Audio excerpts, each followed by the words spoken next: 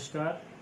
मेरा नाम डॉक्टर संदीप कुमार चौधरी है। मैं नगरीय आयुष्मान आरोग्य मंदिर मालीटोला बस्ती में कार्यरत हूँ और इस समय एक प्रोग्राम हमारे आयुष्मान मंदिर पे चलाया जा रहा है जिसका नाम है स्वस्थ नारी सशक्त परिवार अभियान।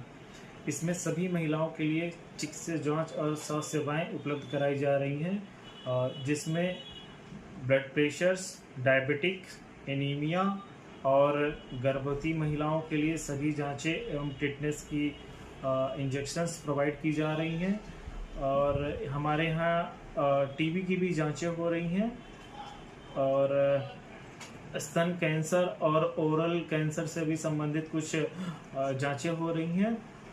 तो हम चाहते हैं कि आप सभी नगरवासी, क्षेत्रवासी आएँ और उस कार्यक्रम का बढ़ चढ़कर योगदान में जो है